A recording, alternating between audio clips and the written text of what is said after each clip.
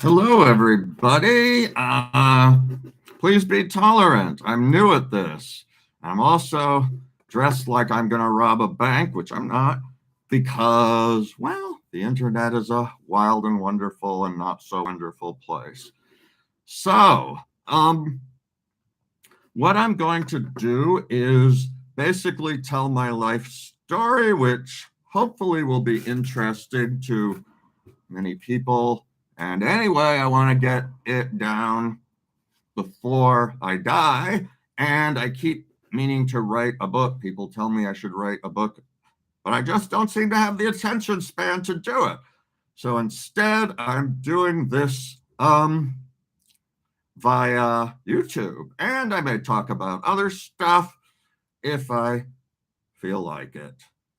But so many other things will come up in the storytelling itself.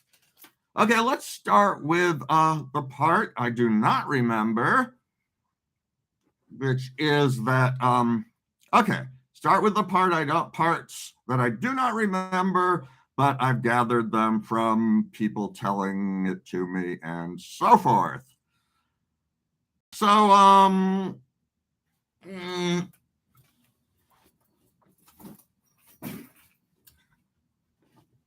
sorry about that.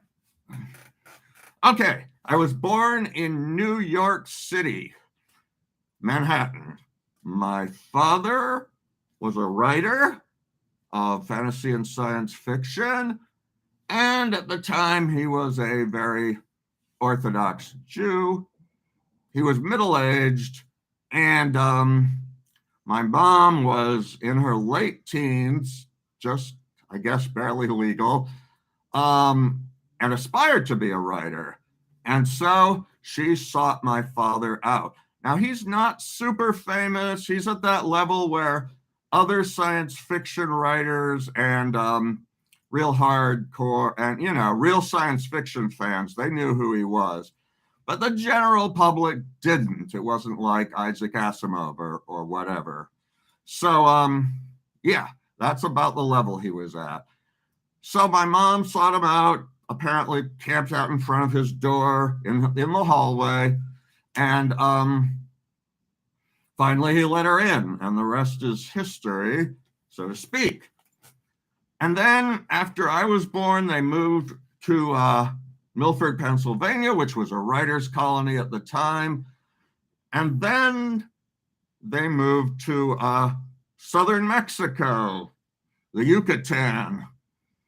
And I don't remember that, except we went back when I was 6, and the housekeeper who had raised me, hugged me, and I didn't remember who she was, so I thought that was kind of strange, but, anywho, um, my parents divorced when I was about 3. I don't remember that. I don't remember them as a couple. And I guess there's a lot of events. I'm not sure of the sequence, but I guess my mom moved back to the United States with me, and my father kept going south, where he discovered the more or less English speaking nation of Belize, which is just south of Mexico. And he decided to move to stay there for a while.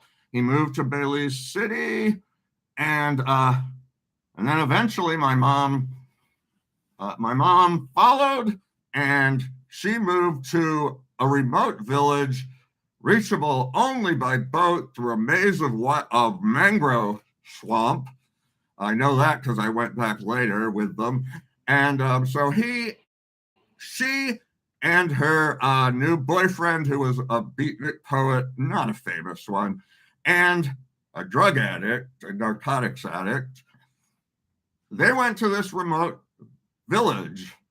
And the people in Belize are all sorts of shades of mostly black and brown and Native American and so forth.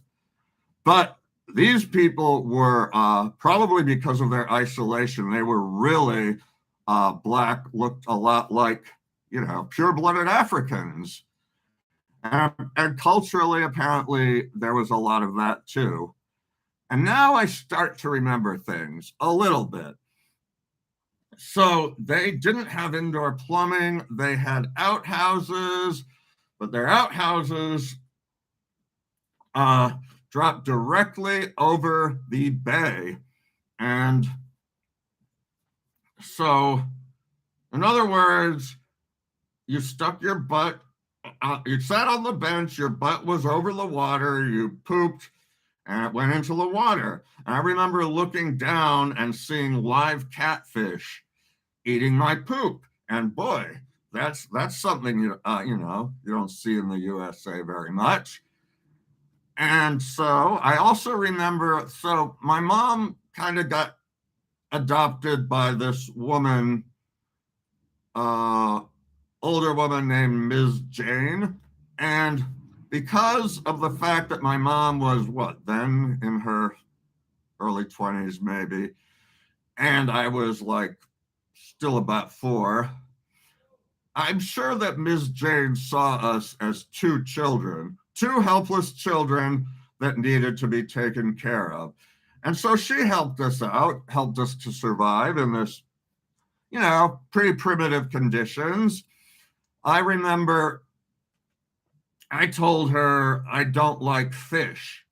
Well, it's a lagoon. By the way, my mom also said that they knew enough about the tides to know where you can swim and fish and where to poop so that the poop doesn't go.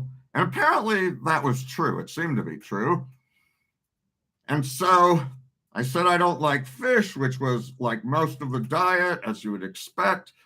And so Ms. Jane prepared me a meal of fried fish and breadfruit. These big breadfruits. They're kind of like potatoes, but much bigger, and they grow on trees. They actually are a fruit. And I liked it. So fortunately, I got over my aversion to fish at that time. Now, my mother and father, they had an amiable divorce, and they had dual custody of me, and they were friends. And so I spent a lot of my life going back and forth between the two. So my father at the time was living in Belize City, and I remember sitting on a veranda, and he had a big quash, which is kind of like if you took a raccoon and stretched it out and then stretched out its nose. That's basically what a quash looks like. So there was a quash in a cage, and my father had this female friend who had a little girl about my age, who was also white. I saw photos from the time of I know her on Facebook now, reconnected, and she sent me some old photos. I saw her, white, blonde, and all that, sitting with this group of dark-skinned black kids, and they were just hanging out like it wasn't nothing. They didn't, it was like no big deal, right? And I really got nostalgic for living that way, because in the US it's a lot harder. Anyway, we went to school. They sent us to a primary school there, and we saw a little boy being whipped, I don't know why, with ropes. They had ropes, and they whipped this boy, and we both said, no, we're getting out of here, and we're not coming back.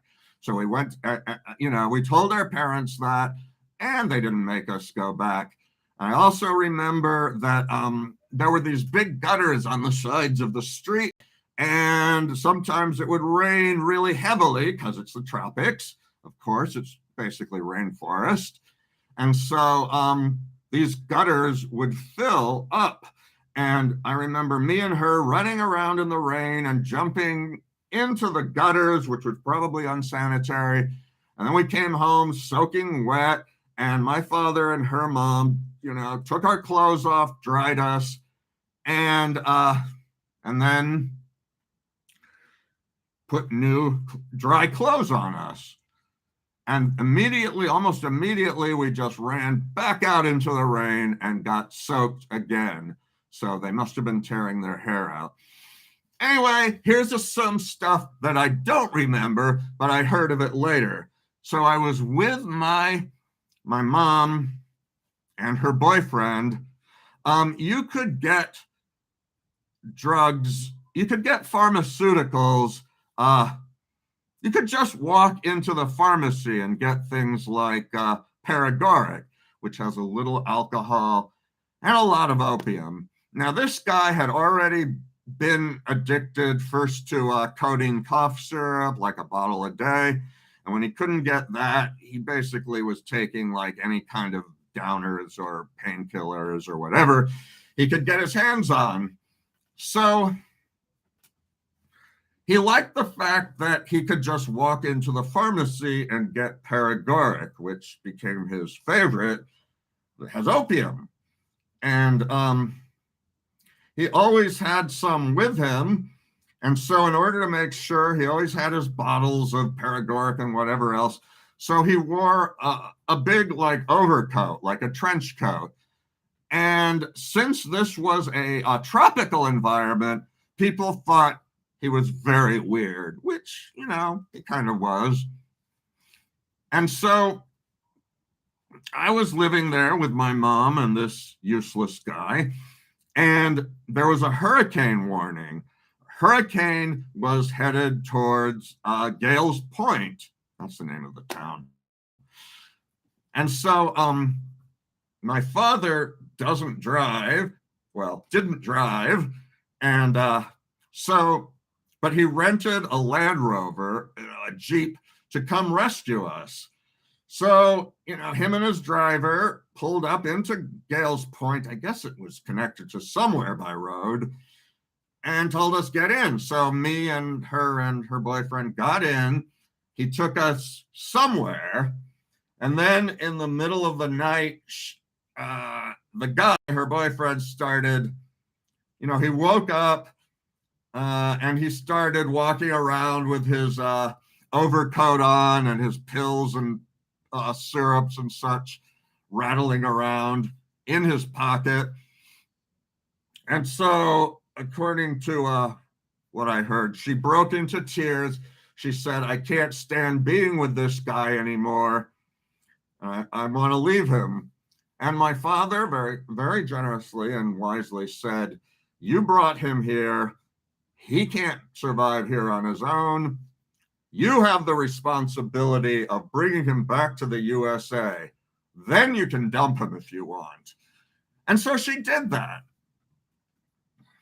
And so I recall my father putting me on an airplane. Must have been about 4 or something still. And so I flew alone from Belize City to New Orleans. And when I got off the plane, my mom and the boyfriend were there and they picked me up. So, yeah, I was on an international flight by myself when I was about 4, and it never occurred to me till much later that this was anything weird about that. So we didn't stay in New Orleans for very long. We went back to San Francisco, the Bay Area.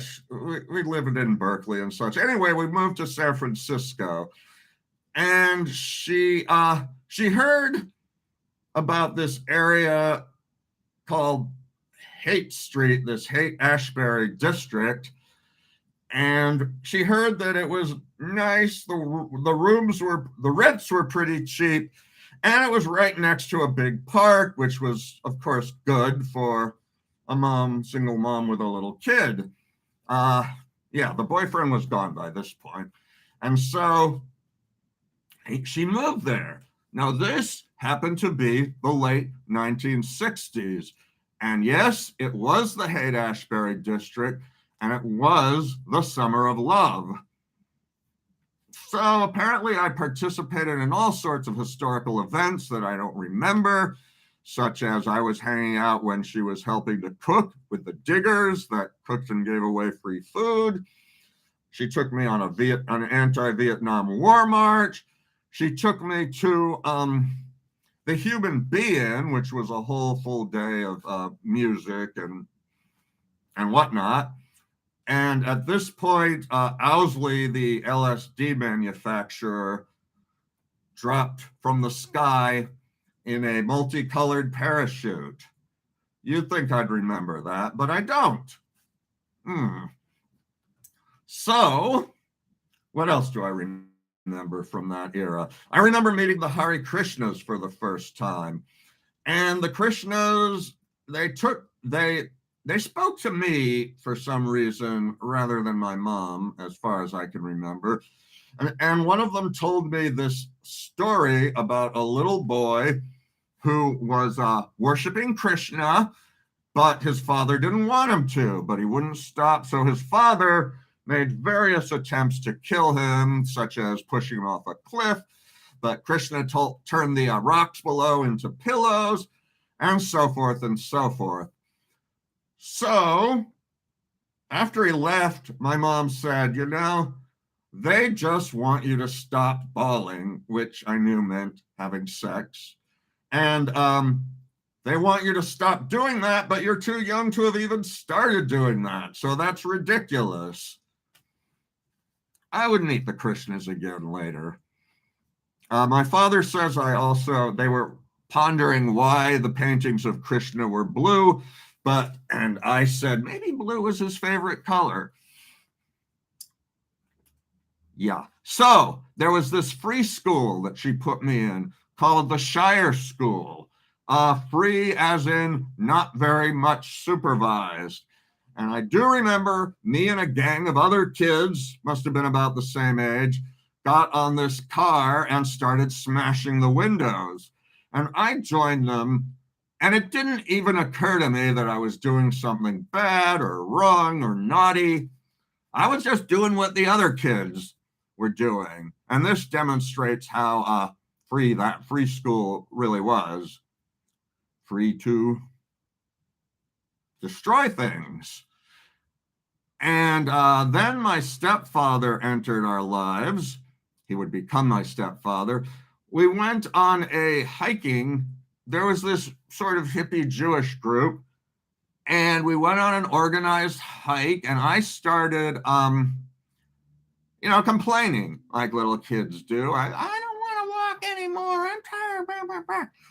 And so this man, who would become my stepfather, said he would pick me up and give me a piggyback ride, which he did. So I told this story to other people, including my younger brother, and they, people who knew him thought that was hilarious because he really didn't like kids all that much. He wasn't all that child friendly, and he really wasn't the sort of guy who would be inclined to pick up a kid he didn't even know and give it a piggyback ride. But he did, for the obvious reason that he was interested in my mom. And so that progressed. So gradually we started changing. Somehow we got enough money to change apartments. We moved to a couple other streets in San Francisco. And my stepfather said, they were already, together. They said, he said, he isn't learning to read even. We can't leave him in this free school because he isn't learning anything. So they took me out and they got a house and they moved to Sausalito, which is right across the bay from San Francisco. Nice town. More touristy and expensive than it used to be. Very gentrified now. And so that was our new life in this two-story house. The lower story was for me and later my brother, and the upper story was for them. The downstairs was pretty self-sufficient in that it had 2 rooms, plus the basement, and its own bathroom and its own door. Those things would be significant later. And at first I got the bigger room, which I liked. My parents gave me a TV, the only TV in the house, and they put it in my room. And when they did want to watch something, they came to my room and watched it. which is interesting. I think they were using the TV as a babysitter to a large extent. So I got into the public schools there. And I do remember my first grade teacher. I was new to public school and it was her first year teaching. So neither of us were burnt out yet. So I liked her. That was a good year. Yeah. And then in the second grade, I got some older, more boring teachers. So what are you going to do? I realized school is boring. And then, but I want to say that there's this big controversy, this tempest in a teapot about critical race theory, so-called critical race theory, so-called, being taught in public schools. Well, when I was there, second grade, so this would have been like, I don't know, late 1960s. And the Civil War and Malcolm X and all that, they were not ancient history then. They were pretty recent history. The Civil War. Sorry, the Civil War was already ancient history. The Civil Rights Movement was not. And yet, and for whatever reason, and it was an integrated school, they had busing and all that. And the teacher taught us about the Civil Rights Movement and about Malcolm X. So we learned this. And what was the effect of this indoctrination on our delicate young minds? Well, I remember one kid, they showed us the police using fire engines with hoses against the crowd of protesters. And the teacher said, yeah, that stream of water from those hoses was so strong, it knocked everybody over. They could not stand up in it. And this one little black kid said, he didn't say it to the teacher, but he told me, he said, I stood in that hose a whole bunch of times and it didn't knock me over. It was about 7 or something. So that's the kind of thing you can expect to have happen when you teach critical race theory. Kids will get wild ideas like that they can stand in a fire hose and not get knocked over. So that's a bit of a tangent, but not too much of a tangent. Things were kind of non-eventful. Now, we didn't know it yet, but I had learning disabilities. So I'm pretty sure I have, I'm on the autistic spectrum. Maybe you already guessed that. And it appears that I have ADD, and I have motor skills dyspraxia, and also what they call dyscalculia, dysgraphia. I later learned that when you go to a doctor, and if it's something about your body, they basically translate whatever symptoms you gave them and turn it into Latin, and that's your diagnosis. But if you go in there for a brain issue, they'll translate it into Greek, and that's your diagnosis. So, but anyway, we didn't know any of that. I learned to read very quickly in first grade. My father tells me I already seem to have taught myself how to read because I picked up an encyclopedia and I opened it and then I said, Paul the Apostle. Who's Paul the Apostle? I was about 3 at the time. So I had no trouble learning to read and reading well, and I was articulate, spoke articulately, did some deep thinking for that age, and had a high vocabulary, right? So smart kid, right? That's what people thought, and they weren't entirely wrong. So then I also had big defects, things I could not do well. So I was clumsy. I couldn't play sports, and I didn't want to. No one in my family was into sports until my brother came along.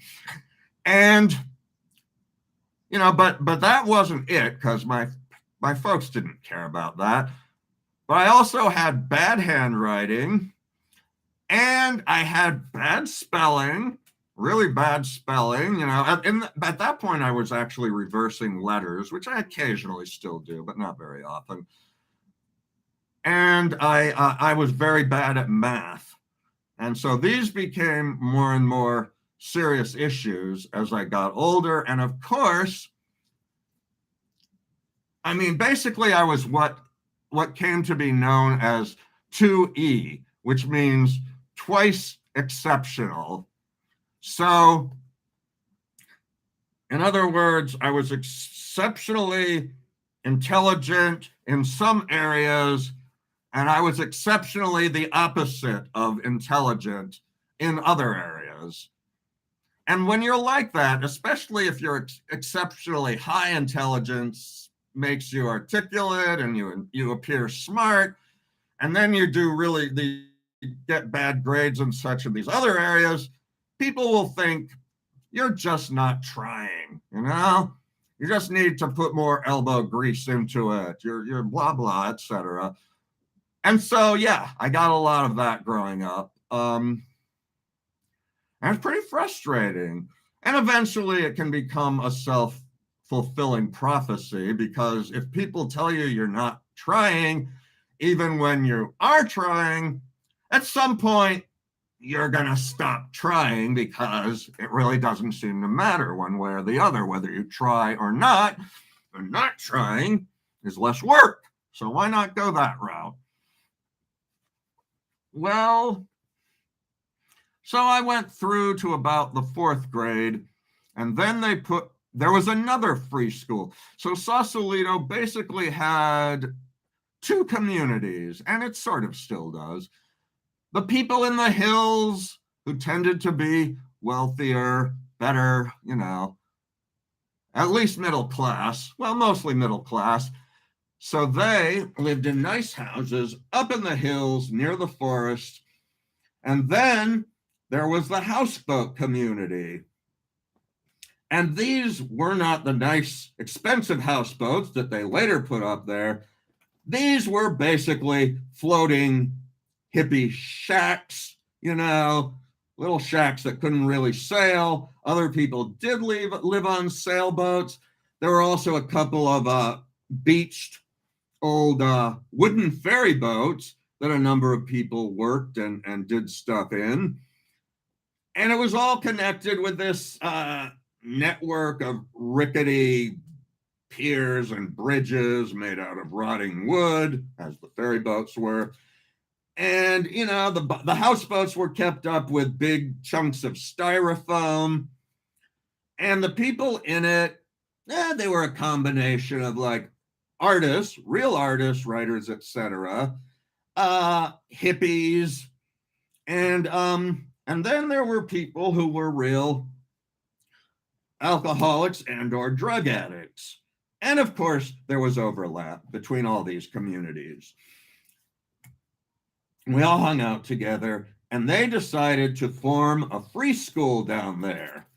And since I already had friends down there, my father had dated a woman down there, which became more important later, they decided to send me to that free school because I didn't like public school much. And for the most part, I liked the free school. Not entirely, not everything. Basically, the different teachers taught in different places, sometimes in an established little building that became their schoolhouse, but often in their own homes, which were often houseboats. So one teacher, his entire class was reading the Ramayana, which is an old Hindu text and it's an adventure story. It's kind of like their version of the Iliad. There's demons, there's monkeys, there's people, great huge wars being fought, and so on. And I found that interesting, and I stayed through the entire reading of the book. And the guy who did it later said I was the only kid who stayed from beginning to end of that book. And then another teacher who taught before that, she would show up late and she would want to keep the class for the full amount of time, even though it interfered with the next class, which was the reading of the Ramayana. So I rebelled, starting my pattern of rebelling against everybody, including the rebels of the time, and went to the class with the Ramayana on time and missed part of her class, which I think was, I don't know, teaching math or latitude or longitude, something boring. Anyways, I stayed there. Partly they were trying to take me out of the public school because I was being bullied there. I've realized later that my inner narrative about how much I was bullied as a child was exaggerated. It happened, but not nearly as much as I had gotten it into my head that it had happened. So there were only 2 incidents of bullying in this school, but one was really bad, like traumatizing bad. So one guy just punched me in the stomach, which is, whatever. But this other guy, he was riding a bicycle and he was a bit older and bigger than me. He trapped me against a wire fence and started bending my fingers backwards. Okay, that's not bullying. That's called torture. That's torture. And whatever, I had to be there until he left. I didn't have any way to push him away. Later, they started circulating a petition saying that, Child Protective Services was trying to take Jeff away from his parents. And they were circulating a petition to say, no, they shouldn't do that, blah, blah. And I said, I'm not signing that petition. And it wasn't just maybe it was just out of revenge, but later I realized that it was also a good thing because that behavior doesn't come out of nowhere. He was probably being abused at home, almost for sure.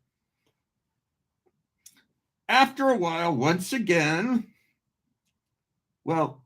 it was fun. There was sometimes the tides would be high and we'd have to forge through seawater that was probably dirty. They had a communal shower room. Yeah, they had a communal shower with a little room around it. So it was pretty basic. But once again, they realized that I was not really learning what I was supposed to be learning. So they put me back in public school. I do remember crying over that. So I must have mostly liked the other place. And so I had started public school first grade a year late because of my year in the Shire school. So they decided to make up for that by putting me in to public school this time a year early so that I would be where I was supposed to be for my age.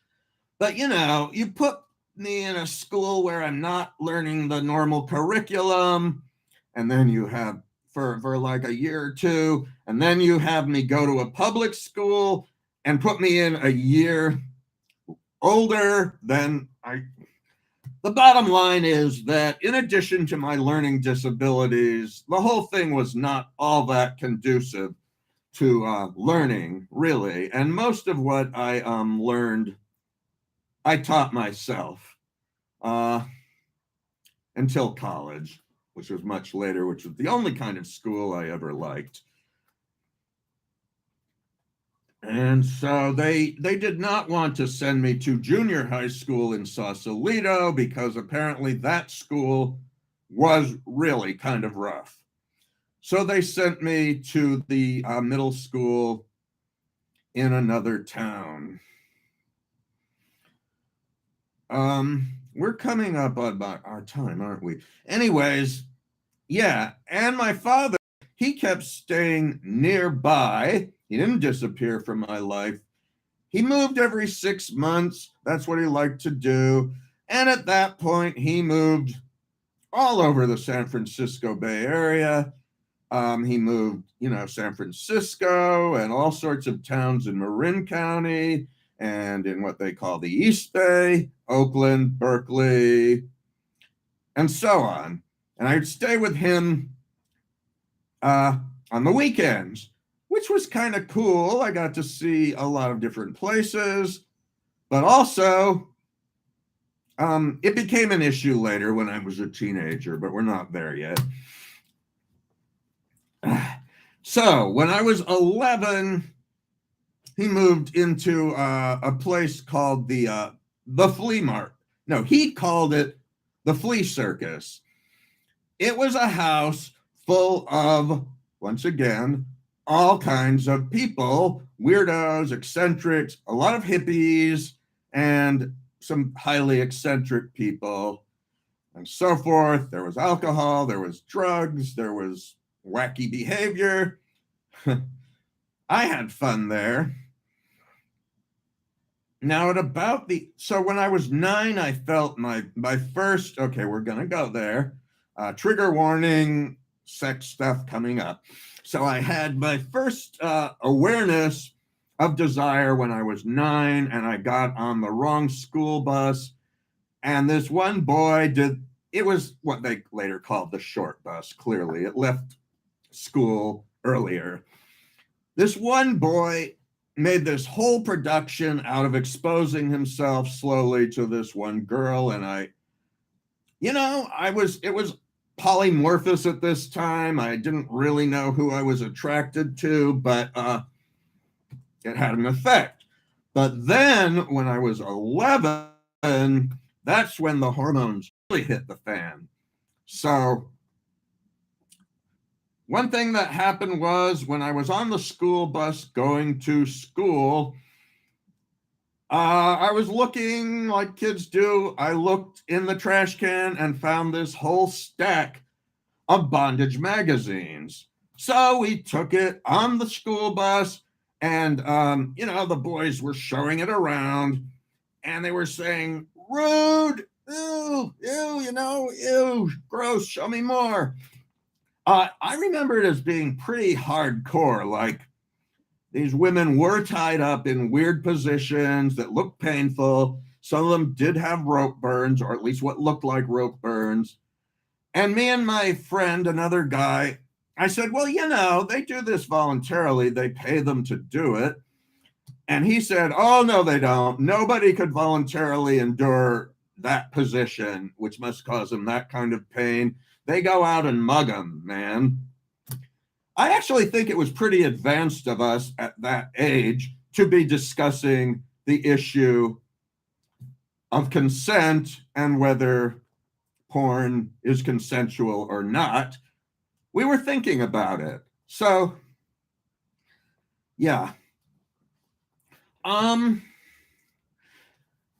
so, I think we're almost at time. I might as well wrap up this episode because some really wacky stuff is going to start happening soon.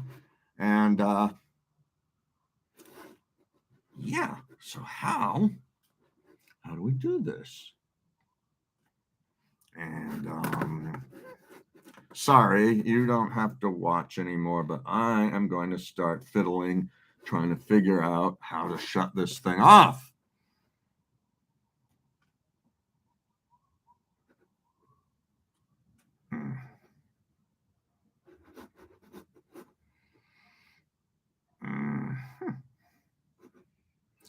Well, we're almost at time anyway. I think at 40 minutes they're gonna cut me off. Ah, here it is.